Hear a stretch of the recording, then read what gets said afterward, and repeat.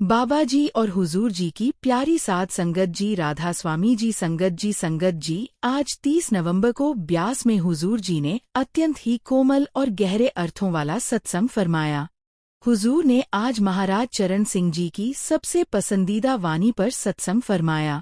आज का सत्संग ऐसा था कि ज्यादातर संगत की आंखें नम हो गई, और जो पुरानी संगत पंडाल में बैठी थी उन्हें तो बड़े महाराज जी याद आने लगे। एक बुजुर्ग अंकल जी के साथ तो अजीब सी घटना भी घट गई। वो आज बहुत जोर जोर से रोने लगे थे। बहुत देर बाद वो खुद को संभाल सके।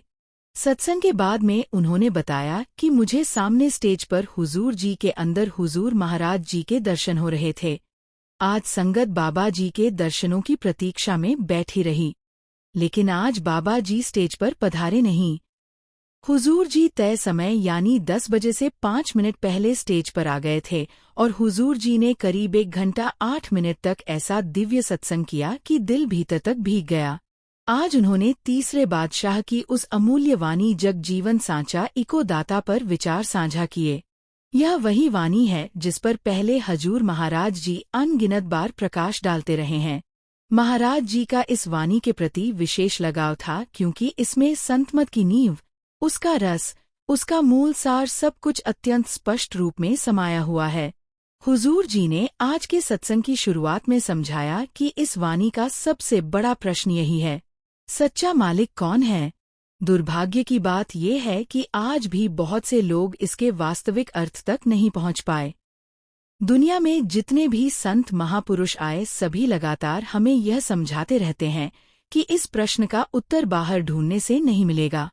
जब तक इंसान अपनी वर्तमान अवस्था, अपने भीतर की हालत, अपनी सच्ची स्थिति को नहीं देखता, तब तक इस वाणी का मर्म पकड़ में ही नहीं आता।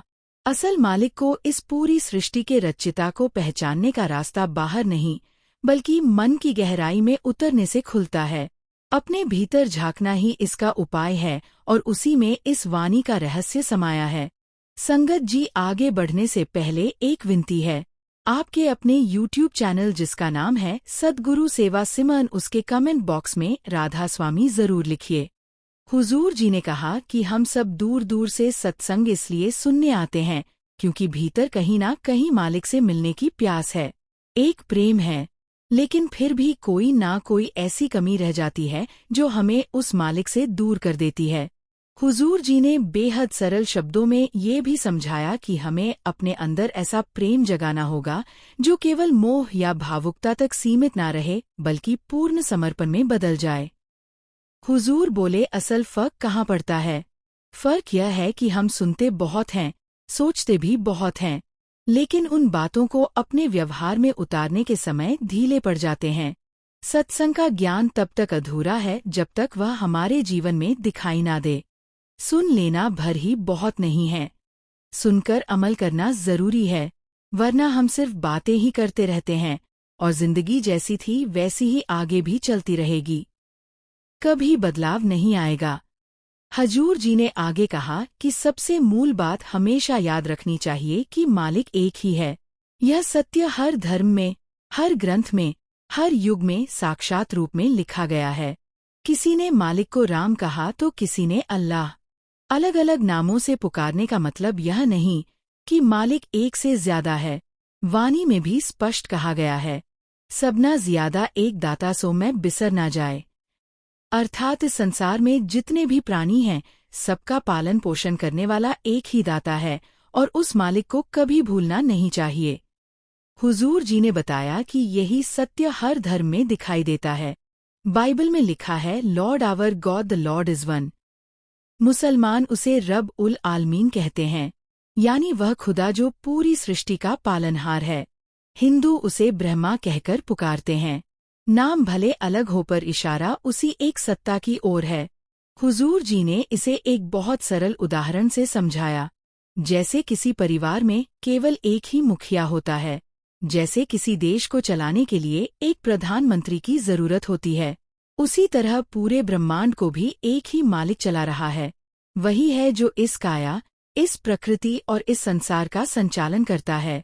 हुजूर जी ने आगे फरमाया कि इस धरती पर जो भी रूप दिखाई देता है, चाहे इंसान हो, पशु पक्षी हो या पेड़ पौधे, सब उसी एक सत्ता की रचना है। लेकिन इंसान ने अपने स्वार्थ, अपने अहंकार और मोह माया के चलते खुद ही दीवारें खड़ी कर ली। मालिक ने तो एक सी मिट्टी से इंसान बनाया था, पर इंसान ने खुद ही अपने आप को नामों, जातियों, समुदायों, धर्मों और असंख्य पहचानों में बांट लिया। हुजूर बोले, बचपन में हमें सिर्फ एक नाम दिया गया था। जैसे जैसे बड़े हुए, स्कूल और कॉलेज पहुंचे, उस नाम के साथ एक सरनेम जुड़ गया। फिर समाज में कदम रखा तो पेशा, पदवी और सामाजिक भेद सबने हमें अलग अलग खांचों में डाल दिया। इसी तरह हम दूसरों को भी किसी न किसी पहचान की नज़र से देखने लगे। उन्होंने गहरी पीड़ा के साथ कहा कि जिस परम सत्ता का कोई आकार नहीं, कोई सीमा नहीं, उसे भी इंसान ने अपनी अपनी सोच के अनुसार रूप दे डाले। कहीं उसे मूर्ति बना दिया गया, कहीं उसे केवल एक पुस्तक तक सीमित कर दिया गया, कहीं तस्वीर, कहीं अलग नाम दे दिया गया, कहीं अलग पहचान दे दी। कोई कहता है मेरा भगवान बड़ा है, तो कोई कहता है मेरा गॉड बड़ा है। जबकि सत्य तो ये है कि परमात्मा की असली हकीकत को किसी शब्द, किसी भाषा में पूरी तरह बस इतना है कि वह हमारी सूरत को भीतर की धुन की ओर मोड़ दे। इसीलिए संत जन कह गए, शब्द गुरु सूरत धुन चेला, अर्थात हमें अपने भीतर विद्यमान उस शब्द, उस दिव्य कंपन की पहचान करनी है। हुजूर जी ने स्वामी जी महाराज की वाणी को याद कराते हुए कहा कि स्वामी जी जब कहते हैं गुरु मोहे अपना रूप दिखाओ, तो उनका संकेत किसी बाहरी देह, किसी आकृति या किसी चोले की तरफ नहीं था। उनका संकेत उस आंतरिक प्रकाश, उस अनुभूति की ओर था जो साधना के भीतर प्रकट होती है। लेकिन हमारी प्रवृत्ति उलट है। हम बाहरी रूप को ही सब कुछ मान लेते हैं। जो शरीर सामने दिख रहा है, उसी को गुरु समझकर माथा टेक देते हैं और सोचते हैं कि यही भक्ति है, जबकि वास्तविक भक्ति तो भीतर उस शब्द से जुड़ने में है। हजूर जी ने कहा कि हम अपने प्रयास से शब्द रूपी उस आंतरिक गुरु तक नहीं पहुंच सकते। इसलिए बाहरी गुरु अत्यंत आवश्यक है, क्योंकि वही हमें भीतर के गुरु यानी शब्द की ओर ले जाता है। लेकिन इसके साथ उन्होंने यह भी समझाया कि सच्चे संत की पहचान करना भी सीखना पड़ेगा। सच्चा संत वही है जो सिर्फ शब्द का संदेश लेकर आता है, जो धर्म, जाति, समाज या किसी भी भेदभाव से परे होकर सभी इंसानों को एक समान देखता है। सच्चे संत का धर्म प्रेम है और उसका संदेश एकता का होता है। इसके बाद हुजूर जी ने मानव शरीर के महत्व पर प्रकाश डाला। उन्होंने कहा, सबसे पहले ये समझ लो कि यह इंसानी शरीर कोई साधारण खोल नहीं है। यह भीतर ही भीतर एक अमृतसर है, एक ऐसा दिव्य भंडार जिसमें सत्य का अमृत भरा है। अपने शरीर को कभी हल्का मत समझो, क्योंकि यही जीवित परमात्मा का असली मंदिर है। हुजूर जी बोले, ये वही सरोवर है जिसमें संत महापुरुष हमें नाम जल से स्नान कराते हैं। इसीलिए संत लगातार याद दिलाते रहते हैं कि मनुष्य जन्म अतुल्य है, अनमोल है। हम अनगिनत योनियों में भटकते हुए यहाँ तक पहुँचे हैं।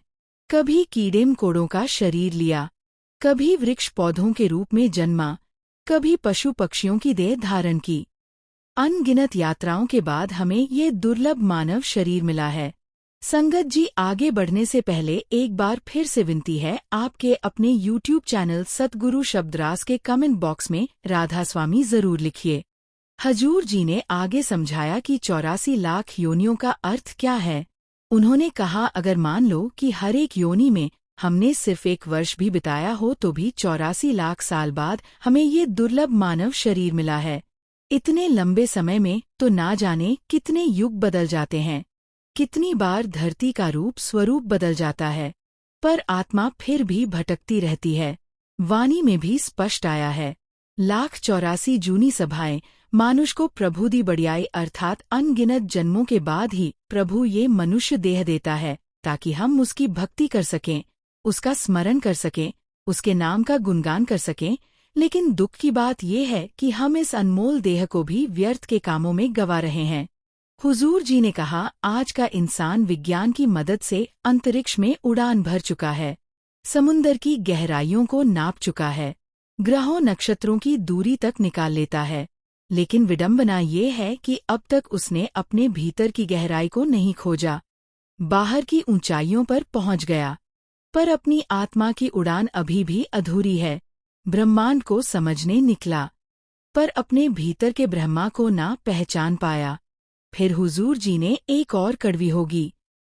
आखिरकार बुल्ले शाह जी ने अपना संकोच छोड़कर पूछ ही लिया, हुजूर, रब को पाया कैसे जा सकता है? शाह इनायत जी ने अत्यंत सरलता से उत्तर दिया, बुलैया, रब्दा की पाना इधरो पुटना उधरो लाना, अर्थात अपनी नजरें बाहर की दुनिया से हटाकर भीतर के शब्द पर टिकाओ, यही परमात्मा तक पहुंचने का मार्ग है। हुजूर जी ने समझाया कि जैसे ही मन भीतर बसने वाले शब्द से जुड़ना शुरू करता है, वैसे वैसे विकार, इच्छाएं और सांसारिक लालसाएं अपनी पकड़ खोने लगती हैं। यही वह बिंदु है जहां सच्चा वैराग, असली उदासी और घर वापसी की चाह जन्म लेती है और आत्मा अपने मूल धाम की तरफ लौटने की यात्रा शुरू करती है। इसके बाद हजूर जी ने एक सुंदर उदाहरण दिया। सिकंदर ने पूरी दुनिया पर राज कर लिया था, देश पर देश जीते, साम्राज्य फैलाए, लेकिन क्या उसे वास्तविक शांति मिली? क्या उसका मन तृप्त हो गया? आज भी जिन लोगों के पास बेहिसाब संपत्ति है, अपार दौलत है, उनसे पूछो क्या वे भीतर से शांत हैं? अंदर की बेचैनी तो वहीं की वहीं रहती है। हुजूर जी ने कहा, दुनिया के बड़े बड़े राष्ट्र जो सामर्थ्य, संसाधनों और ताकत में सबसे आगे हैं, वे भी सालों से युद्ध, भय और तनाव में खसे हुए हैं। क्यों? क्योंकि उन्हें और जमीन चाहिए और ताकत चाहिए और मानसान चाहिए। इस चाह ने कभी किसी को संतुष्ट नहीं किया, उल्टा भीतर का सूखापन और बढ़ा दिया। हजूर जी ने कहा कि असली शांति तब आती है जब इंसान दुनियावी इच्छाओं से हटकर अपने भीतर लौटता है, बैरागी बनता है और शब्द के सहारे अपने सच्चे घर की यात्रा शुरू करता है। वहीं से वास्तविक सुख और प्रेम की शुरुआत होती है। फिर हुजूर जी ने बड़ी कोमलता से आत्मा की शुरुआत का रहस्य समझाया। आपके लिए जो चाहिए मंगवा दूं, और ऐसा क्या है वहां के लंगर में? आप आदेश करो, मैं आपके लिए अभी महंगे से महंगे होटल से खाना मंगवा देता हूँ। सवित्रा देवी ने धीरे से मुस्कुराया। बेटा, ब्यास का लंगर जैसा भोजन तो दुनिया के महंगे से महंगे होटल भी नहीं बना सकते। बस तू इन बातों को छोड़ और इस बार मेरे साथ ब्यास चल। माँ के बार बार कहने पर विजय खुद को रोक नहीं पाया। शनिवार की सुहानी सुबह विजय की चमकदार मर्सिडीज ब्यास के मार्ग पर दौड़ रही थी। रास्ते भर उसे ट्रैक्टर, ट्रॉलियों, बसों और सादगी से भरे लोगों की अनगिनत झलकियां दिखती रही। उसके लिए ये माहौल बहुत अनोखा था। वह अपनी मुलायम लेदर सीट पर बैठा होने के बावजूद असहज महसूस कर रहा था, जैसे वह किसी दूसरी ही दुनिया में आ गया हो। डेरे के समीप पहुंचकर उसने देखा कि मानो इंसानों का समुंदर उमड़ आया हो, लाखों की भीड़। पर हैरानी की बात यह थी कि ना कहीं हंगामा, ना धक्का मुक्की। इतनी विशाल भीड़ होते हुए भी हर तरफ अनुशासन की एक अदृश्य डोर बंधी हुई लग रही थी। सेवादार बड़ी सहज मुस्कुराहट के साथ ट्रैफिक संभाल रहे थे, लोगों के ठहरने की व्यवस्था कर रहे थे और हर किसी की मदद के लिए तत्पर खड़े थे। उनकी अपंत्व भरी मुद्रा देखते ही कोई भी समझ सकता था कि ये सेवा स्वार्थ से नहीं, श्रद्धा से उपजती है। सत्संग पंडाल की ओर बढ़ते हुए विजय की माँ के चेहरे पर एक अलग ही शांति उतर आई। डेरे की सीमा में कदम रखते ही उन्होंने जैसे भीतर ही भीतर अपने गुरु को प्रणाम किया। थोड़ी दूर जाकर वह लेडीज सेक्शन की तरफ मुड़ गई और प्यार से बोली, बेटा, सत्संग के बाद यहीं आकर मिलना। विजय के पास काफी कीमती चीजें थी, फोन, कार्ड, महंगी घड़ी, और वह लगातार इस डर में था कि कहीं कुछ गायब ना हो जाए। भीड़ को देखकर उसे बार बार ऐसा महसूस हो रहा था कि यहाँ हर दूसरा व्यक्ति उसकी चीजों पर नजर गड़ाए बैठा है।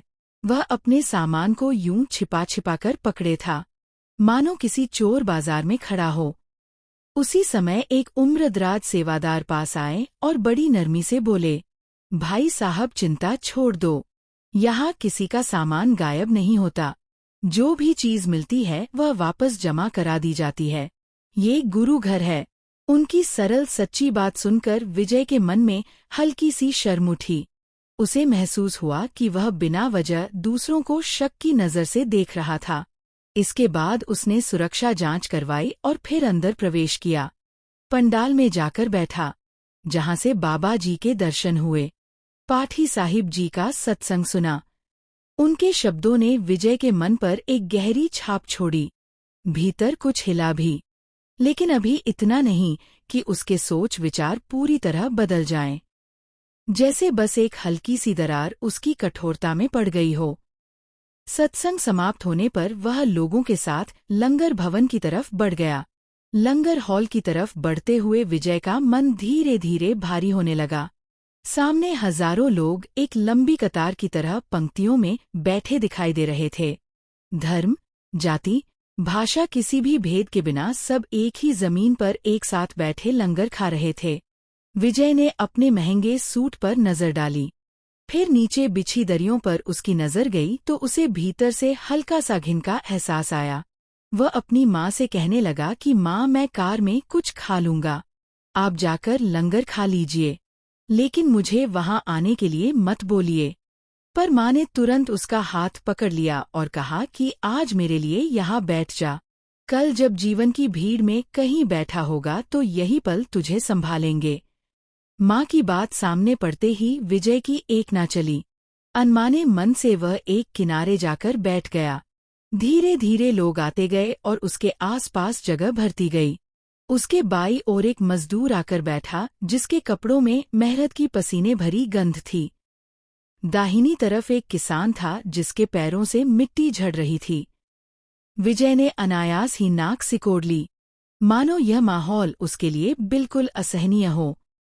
थोड़ी ही देर बाद सब्जी और दाल से भरी बड़ी बड़ी बाल्टियां वाली सेवादार पंक्तियों में आगे बढ़ने लगे। एक बुजुर्ग सेवादार, जिनकी पीठ हल्की सी झुकी हुई थी, लेकिन कदमों में कमाल की तेजी थी, दाल बांट रहे थे।